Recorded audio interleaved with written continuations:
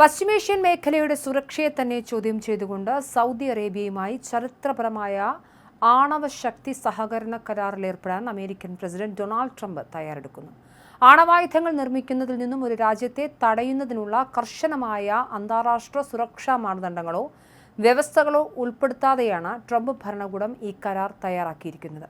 ഇരു രാജ്യങ്ങളും തമ്മിലുള്ള പൗരസ്ത്യ ആണവ സഹകരണത്തിനായുള്ള നിർദ്ദിഷ്ട കരാർ ഉടൻ തന്നെ US കോൺഗ്രസിന്റെ അംഗീകാരത്തിനായി സമർപ്പിക്കുമെന്നാണ് റിപ്പോർട്ടുകൾ വ്യക്തമാക്കുന്നത്.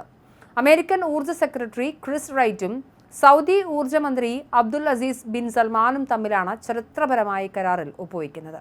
കഴിഞ്ഞ വർഷം റിയാദിൽ വെച്ച് ഇരുവരും പ്രാഥമിക കരാറിൽ ഒപ്പുവെച്ചിരുന്നു. ആണവ നിലയങ്ങൾക്കായി സൗദി മണ്ണിൽ തന്നെ യുറേനിയം സമ്പുഷ്ടീകരണം നടത്താൻ അനുമതി നൽകുന്ന കരാറിനാണ് ട്രംപ് ഭരണകൂടം ഇപ്പോൾ അന്തിമ അനുമതി നൽകിയിരിക്കുന്നത്. അമേരിക്കൻ ആണവോർജ്ജ നിയമത്തിലെ വകുപ്പ് 123 അനുസരിച്ച് തയ്യാറാക്കിയ ഈ കരാറിലൂടെ ശതകോടികൾ വിലമതിക്കുന്ന സൗദിയുടെ സിവിലിയൻ അണുശക്തി മേഖലയിൽ US കമ്പനികൾക്ക് പ്രവർത്തിക്കാൻ വഴിയൊരുങ്ങും. എന്നാൽ കഴിഞ്ഞ ഭരണകൂടങ്ങളിൽ നിന്നും വ്യത്യസ്തമായി ഏറെ വിവാദപരമായ ഇളവുകളാണ് അമേരിക്ക സൗദിക്കായി നൽകിയിരിക്കുന്നത്. ആണവായുധ നിർമ്മാണത്തിലേക്ക് നയിക്കാവുന്ന യുറേനിയം സമ്പുഷ്ടീകരണവും ഉപയോഗിച്ച ആണവ ഇന്ധനത്തിന്റെ പുനരുപയോഗവും പൂർണ്ണമായും തടയുന്ന ഗോൾഡ് സ്റ്റാൻഡേർഡ് രീതി ഈ കരാറിൽ ഒഴിവാക്കിയിട്ടുണ്ട്. കൂടാതെ അന്താരാഷ്ട്ര അണുശക്തി ഏജൻസിക്ക് ഏതൊരു നിമിഷവും പരിശോധന നടത്താൻ അധികാരം നൽകുന്ന അന്താരാഷ്ട്ര സുരക്ഷാ പ്രോട്ടോക്കോളും ഇതിൽ ഉൾപ്പെടുത്തിയിട്ടില്ല എന്നത് ആശങ്ക വർദ്ധിപ്പിക്കുന്നു. 30 വർഷത്തെ കാലാവധിയുള്ള ഈ അണുശക്തി പദ്ധതിയിലൂടെ ഭാവിയിൽ സൗദി സ്വന്തമായി യുറേനിയം സമ്പുഷ്ടീകരണ കേന്ദ്രങ്ങൾ സ്ഥാപിക്കാനും സാധ്യതയുണ്ട്. നേരത്തെ ജോ ബൈഡൻ ഭരണകൂടത്തിന്റെ കാലത്ത് സൗദിയുമായി ഇത്തരം ഒരു കരാർ ചർച്ച ചെയ്യുമ്പോൾ ഇസ്രായേലുമായുള്ള ബന്ധം സാധാരണ നിലയിലാക്കണം എന്ന പ്രധാന നിബന്ധന അമേരിക്ക മുന്നോട്ട് വെച്ചിരുന്നു. എന്നാൽ ട്രംപ് ഭരണകൂടം ഇസ്രായേലുമായുള്ള നയതന്ത്ര ബന്ധം ഈ കരാറിനൊരു മാനദണ്ഡമായി കണക്കാക്കിയിട്ടില്ല.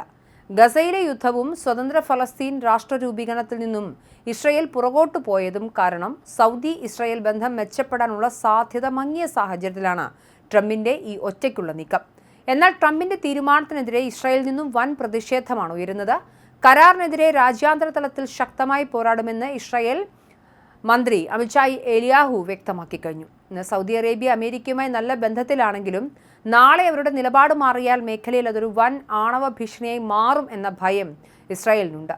മുൻ പ്രതിരോധ മന്ത്രിയും പ്രതിപക്ഷ നേതാവുമായ അവിഗ്ദോർ ലീബർമാൻ ഈ നീക്കത്തിനെതിരെ കടുത്ത ഭാഷയിലാണ് പ്രതികരിച്ചത്.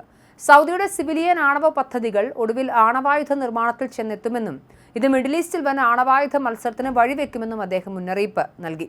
എല്ലാ സൈനിക ആണവ പദ്ധതികളും ആരംഭിക്കുന്നത് സിവിലിയൻ ആവശ്യങ്ങളുടെ മറവിലാണെന്നും ഇറാനെപ്പോലെ സൗദിയും ഇതേ വഴി സ്വീകരിക്കുമെന്നും അദ്ദേഹം ചൂണ്ടിക്കാട്ടി.